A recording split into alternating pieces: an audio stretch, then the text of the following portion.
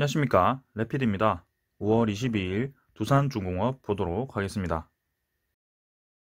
먼저 증시 보겠습니다. 코스피 코스닥 둘 다 하락하였고요. 증시가 좋게 시작을 했다가 장 중반에 갑자기 급락을 했습니다. 그리고 하락 마무리를 했고, 해외 증시 같은 경우는 다우 나스닥이 좀 많이 올랐다가 어제 같은 경우는 나스닥은 조금 내렸고 다우는 조금 약상승해서 마무리했습니다. 니케이 같은 경우도 상승했고요. 상해 종합은 마이너스 0.5% 정도 이렇게 진행이 되었습니다. 그래서 우리나라 증시가 사실 다른 나라 증시들은 좀 반등을 하고 좀 진행을 되었는데 또 이렇게 반등을 하지 못한 채로 마무리를 좀 했습니다. 지금 역시나 이제 FOMC 회의록에 의하면 막 어느 쪽에 무게를 실는 그런 정책이 나온 게 아니고 테이퍼링은 언젠가는 해야 된다. 그 다음에 지금 이전보다는 확실히 테이퍼링 할 가능성이 조금은 높아졌다. 하지만 아직까지는 경기 회복을 위해서는 저금리 정책을 유지를 해야 된다. 이렇게 좀 중립적인 그 자세를 취하면서 약간 이제 시장 전체에 좀 변동성을 크게 만들어가는 것이 아닌가라는 생각입니다. 그래서 거기에 맞게 이렇게 증시가 출렁출렁거리고요. 물가가 조금이라도 오르면 또 급락을 할 수 있고, 아니 물가가 좀 안정이 되면 다시 한번 상승을 할 수 있고 이런 상황입니다. 자, 그래서 3200포인트와 2970포인트를 계속 왔다 갔다 거리면서 증시가 횡보를 이어가고 있는 점. 하지만 지금은 아직까지는 이 박스권 상단에 위치를 하고 있습니다. 자, 그래서 61선 깨지 않는 선에서 좀 증시가 다시 한번 재상승을 해서 한번 박스권 상단을 돌파를 할 수 있어야 될 것 같은데요. 그때는 일단 지금 수급을 보시면 외국인이 좀 들어와야 될 것 같습니다. 그래서 최근에 외국인 수급이 굉장히 좋지 않고요. 4월달 말부터 해서 지금 5월달 해서 이렇게 계속 외국인 매도가 나오고 있습니다. 지금 얼핏 보기에도 한 10조 가량 매도를 한 것으로 보이는데요. 최근에 너무나도 공격적으로 좀 매도를 하고 있는 점 그렇게 보입니다. 그래서 공매도 재개되기 직전부터 좀 이렇게 외국인이 이탈하기 시작해서 인플레이션 이런 거와 함께 이제 달러가 강세를 띌 수 있는 그런 상황이 언젠가 올 거기 때문에 그런 상황에 대비해서 우리나라 증시를 미리미리 선제적으로 좀 차익 실현을 하는 게 아닌가라는 생각입니다. 자, 그래서 기관 같은 경우는 그래도 그나마 조금 들어오면서 우리나라 증시를 좀 방어를 해주고 있고요. 코스닥도 지금 외국인이 이탈했다가 다시 잠깐 들어왔다가 또 이탈하는 모습이죠. 그래서 코스피보다는 외국인 수급이 좀 좋긴 합니다만 여전히 어느 한쪽으로 매수를 강하게 하거나 그런 움직임은 보이지 않습니다. 자, 그래서 코스닥도 워낙 이제 변동폭이 큰 지수이기 때문에요. 일단은 큰 하락을 겪고 좀처럼 이제 반등을 강하게 하지 못하는 상태이기 때문에 이쯤에서 반등을 한번 시도를 할 것 같습니다. 근데 이 1000포인트를 다시 도전을 해서 확실히 올라갈지는 모르겠네요. 그래서 그때는 이제 외국인이 좀 수급이 들어오면서 바이오주, 뭐 진단키트주, 반도체 기술주 너나 할 것 없이 전부 올라갔을 때 이제 다시 한번 1000포인트를 돌파하지 않을까라는 생각입니다. 자, 그 다음에는 뭐 지수 선물 같은 경우는 다우존스 0.5% 올랐고요. 나스닥 100 한 0.5% 내렸네요. 뭐 어제 그 지수인 것 같습니다. 그 다음에 뭐 유럽 증시도 조금 올라서 마무리했고요. 원자재 같은 경우는 가격이 뭐 올랐다 내렸다 계속 반복하고 있고 크게 움직임은 없습니다. 암호화폐는 또 급락을 했고요. 암호화폐 요즘 계속 이제 돈이 좀 빠져나갈 기미가 보입니다. 그래서 조심하셔야 될 것 같고요. 채권 같은 경우는 한국 10년물, 뭐 미국 10년물 거의 다 비슷한 금액을 유지를 하는 것 같습니다. 자, 그래서 다음 주부터는 좀 외국인이 좀 들어왔으면 하고요. 6월달 이제 거의 다 왔는데 6월달에는 코스피 코스닥 한번 다시 전고점 노려봤으면 합니다. 하지만 여전히 외국인이 계속 매도를 한다면 증시 하락에 대해서도 조금 생각을 하셔야 될 것 같습니다. 자, 오늘은 증시 여기까지 보겠습니다. 예, 두산중공업 보겠습니다. 100원 올라서 13,900원 마무리했고요. 증시가 이제 좀 하락했음에도 불구하고 두산중공업이 막판에 급하게 올라가면서 마무리를 했습니다. 시간 외도 지금 14,350원까지 올라갔다가 14,250원에 마무리를 좀 했는데요. 시간 내가 이렇게 거래량이 터지면서 올라갔다는 점은 아마도 다음 주에도 두산중공업이 강세로 이어질 가능성이 높다라고 생각합니다. 요렇게 이제 증시가 올라간 것에 대해서는 제가 이제 공지에도 남겼지만 좀 이따가 이제 기사를 보면서 얘기를 하도록 하겠습니다. 차트 보겠습니다. 차트는 이미 저는 이제 공매도 공격을 받아서 하락을 크게 했기 때문에, 그 다음에 공매도 잔고가 많이 쌓였기 때문에 어느 정도 시간을 가지면서 21선까지 올라갔다가 다시 내려오면서 횡보를 좀 할 거라고 생각을 했습니다. 근데 단숨에 이렇게 양봉을 띄우면서 그 음봉을 바로 채워버렸고요. 우리가 계속 이제 횡보를 하면서 고점 돌파를 위한 이 박스권 상단이죠. 이 상단을 다시 한번 노려볼 수 있을 법한 자리로 한 번에 올려버렸습니다. 그래서 두산중공업이 갑자기 이렇게 분위기가 반전이 되었고요. 어제 같은 경우도 좀 내리다가 21선 받치고 바로 이제 또 소식이 나오니까 강하게 올라가는 모습이었습니다.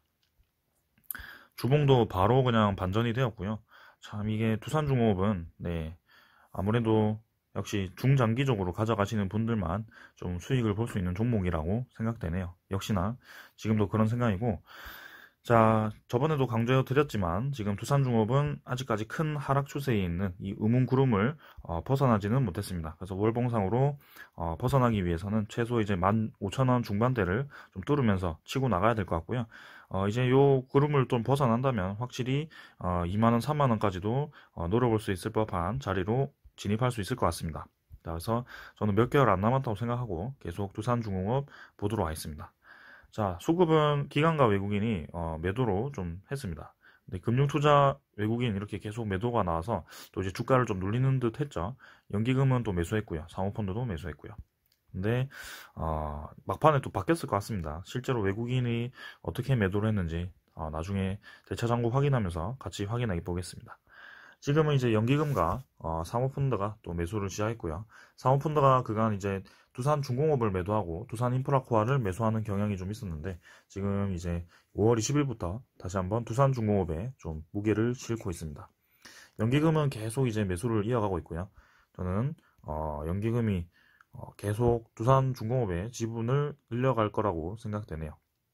자, 수급도 이 정도로 받고, 오늘 공매도 잔고를 좀 확인하려고 했는데요. 공매도 잔고는 지금 이 점검 중이라고 해서 확인을 못합니다. 그래서 다음 주 월요일이면 이제 두산중공업이 급등을 했던 그 날에 대한 공매도 잔고를 좀 볼 수 있기 때문에요. 뭐 월요일에 확인을 해보도록 하겠습니다. 자, 그래서 오늘은 넘어가고, 자, 그러면 왜 급등을 했는지에 대해서 좀 보겠습니다. 자, 미국과 이제 한국이 손잡고 해외 원전 지출을 할 수도 있다라는 기사가 나왔습니다. 그래서 이번에 대통령이 미국으로 가서 바이든 대통령과 함께 같이 좀 정상회담을 하고 있죠. 그래서 미사일 규제도 풀었다고 하고요. 뭐 여러 가지 논의를 좀 많이 한 것 같습니다. 북한에 대한 논의도 좀 한 것 같고. 그래서 바이든 입장에서는 이제 반도체 패권에서 우선순위를 좀 잡기 위해서 미국이 패권 다툼에서 이기기 위해서 우리나라 기술력이 좋은 기술들을 좀 투자를 받기 위해서 부른 것 같고요. 거기에 대한 이 대가로 백신 공급을 해주기로 했고, 그 다음에 이런 원전 기술력까지도 좀 공유를 하기로 한 것 같습니다. 미사일도 사거리 제한을 해제를 했고요. 자, 그래서 여러모로 이제 양국의 윈윈이 되는 전략이라고 생각하고요. 미국 같은 경우는 자국 내에 이제 공장을 크게 투자를 하면서 그 부품을 바로 매수를 할 수도 있고, 그 다음에 일자리도 많이 생기기 때문에 더할 나위 없이 좋고요. 우리나라 기업 같은 입장에도 공장을 신규 증설을 하면서 세제 이 혜택도 받을 것이고, 투자를 크게 함으로써 이제 미국 쪽에서 좀 배터리나 이런 반도체 구매를 해준다면 또 실적도 늘어날 것이고요. 여러모로 좋게 진행이 되고 있습니다. 아무튼 지금 두산중공업의 중요한 점은 미국과 이제 원전 협력을 할 수 있다라는 얘기가 나왔습니다. 자, 그래서 한미 양국은 원자력 발전 공동 해외 진출도 추진한다. 그래서 세계 최고의 기술력에도 불구하고 탈원전으로 발이 묶인 국내 원전업계의 해외 진출을 통한 활로를 찾아주겠다는 것이다. 이게 무슨 말이냐 하면 SMR과 같은 신규 원전 그런 기술에도 같이 협력을 할 것이고, 그 다음에 지금 가장 우리가 가시화되고 있던 프로젝트가 체코 원전입니다. 그 체코 원전이 지금 러시아와 중국이 배제가 된 상황에서 3파전이 진행되고 있다고 제가 말씀을 드렸죠. 근데 그게 이제 미국, 그 다음에 한국, 그 다음에 프랑스인데요. 여기에서 이제 확률이 더 높아졌다는 것이죠. 그래서 체코 원전은 거의 무조건 수주를 할 수 있을 것으로 지금 판단이 됩니다. 거기에 따라 추가로 폴란드 원전이라든지 사우디 원전이라든지 아니면 이런 여러 국가에서 지금 진행하는 프로젝트들을 모두 이제 미국과 한국이 협력을 하게 된다면 앞으로 지금 원전 이 시장에서 이 보유를 수주를 훨씬 많이 할 수 있을 것으로 생각이 됩니다. 거기에 대한 기대감으로 지금 두산중공업이 급등을 한 것으로 보이고요. 드디어 이제 움직이기 시작한 것 같습니다. 그래서 사실은 이제 저는 원전에 대한 이 기대감이 내년쯤 올 하반기쯤부터 좀 가시화되면서 주가가 움직이지 않을까라는 생각을 좀 하고 있었는데 생각보다 빠르게 이렇게 양국 정상 간의 회의에서 이렇게 본격적으로 추진이 되다 보니까 두산중공업 주가가 선제적으로 좀 움직인 것 같습니다. 거기다 최근에 두산그룹의 이 신용도도 좀 개선이 되었고 안정적으로 이제 바뀌었죠. 그래서 두산중공업이 점점점 좋아지고 있다 이렇게 판단을 하고 있습니다. 자, 지금은 이제 이대로 쭉 올라갈 수도 있고 아니면 여기서 좀 14,000원 정도에서 자리를 좀 잡고 진행을 할 수도 있고 결국에는 올해 안에는 저는 이 17,700원은 반드시 넘어갈 거라고 생각을 하고 있네요. 자, 그래서 장기 투자하시는 분들에게만 주어지는 기회라고 생각하고요. 어떤 종목에서 이제 20, 30%씩 수익을 얻으면서 좀 돌아다니는 것도 좋지만 두산중공업 같은 이런 적자 기업에서 흑자 기업으로 그 다음에 미래 산업이 튼튼한 그런 기업들이 턴어라운드 하는 과정을 겪어보면 이제 두세 배도 수익을 얻을 수 있기 때문에 좀 끈기 있으시고 장기로 보는 분들은 큰 수익을 얻을 수 있을 기회라고 생각합니다, 저는. 네. 자, 일단 요 정도로 보고요. 대차장고 아까 확인한다고 했죠. 대차장고 한번 보겠습니다. 자, 대차장고는 좀 줄었나요? 3,259만 주로 좀 늘었네요. 계속 이제 대차장고는 늘어나고 있고요. 외국인 추정과 당일이 보면 외국인 당일이 더 매도를 했습니다. 그래서 100만 주 정도를 매도를 좀 했고요. 외국인 보유율은 8%, 8.13%로 계속 이제 외국인이 이탈하는 모습입니다. 자, 그래서 두산인프라코아를 통해서 이 지분을 늘리면서 두산중공업을 들어오려고 하는 것인지 뭐 일단은 그런 의도는 잘 모르겠네요. 근데 오늘 이제 막판에 두산중공업이 이렇게 끌어올려지고 그 다음에 또 시간 외에도 올라진 것을 보면 어떤 세력이 지금 두산중공업을 건들기 시작한 것 같은데 외국인이라고 생각했지만 이렇게 또 당일 매물이 좀 많이 나오면서 어떤 세력이 지금 건들고 있는지는 잘 모르겠네요. 자, 그 다음에 뭐 증시는 요 정도로 보고 두산중공업 요 정도로 보고 뭐 요런 기사도 있습니다. 최근에 이제 공매도를 엄청나게 많이 쳤죠. 그래서 470만 주까지 공매도 잔고가 증가를 했는데요. 최근에 2주 동안 거의 300만 주가 공매도 거래 잔고가 늘었습니다. 그래서 두산중공업이 저는 이렇게 급등을 할 줄 몰랐는데 자, 이렇게 두산중공업과 HMM에 물린 공매도 세력 주가 전망은 뭐 요런 기사도 좀 나오곤 했네요. 그래서 공매도 세력이 큰 손실을 입었다라는 소식을 전했다라고 합니다. 그래서 두산중공업이 그만큼 주가가 치솟았다. 지금 관심을 좀 받고 있다라고 생각이 되고요. 두산중공업의 이 공매도 잔고는 저는 아무래도 신주 상장이 되면서 그때 좀 신주 상장과 상환을 같이 진행을 하지 않을까라는 생각을 합니다. 네, 그 다음에는 오늘 저한테 질문을 주신 분이 계셔가지고 이게 두산인프라코아가 이제 인적 분할이 되고 흡수합병이 진행됐잖아요.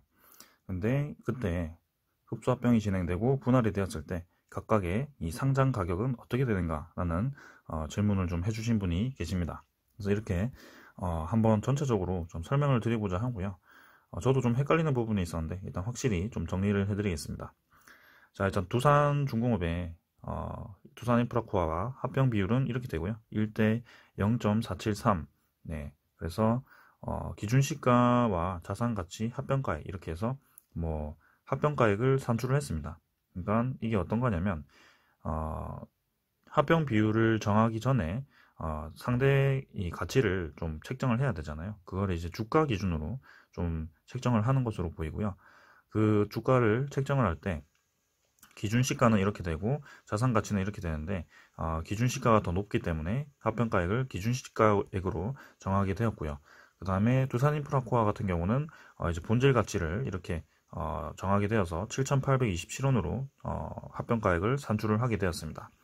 그래서 이 11,400원과 7,827원을 비율로 계산을 해서 1대 0.473이라는 숫자가 나오게 된 거고요.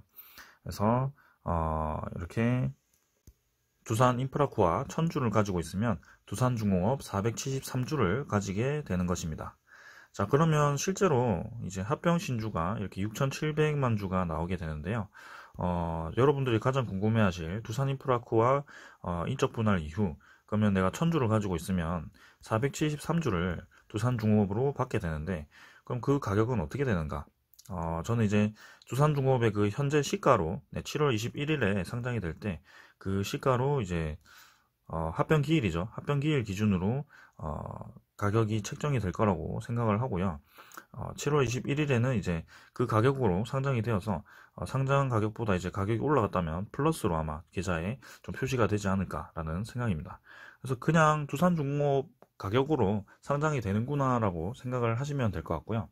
자, 그러면 주식 매수 청구권에 대해서 생각을 해보면 두산중공업 입장에서는 11,400원 정도를 보장을 해준다고 했고, 두산인프라코아 같은 경우는 9,000원 정도였나요? 그거를 보장을 해준다고 했는데, 그러면 두산인프라코아 주식이 그냥 두산중공업으로 상장이 되는 것인데 왜 두산중공업 주주들에게 이렇게 매수 청구권을 행사를 하는 것인가, 이렇게 생각을 하실 수 있습니다.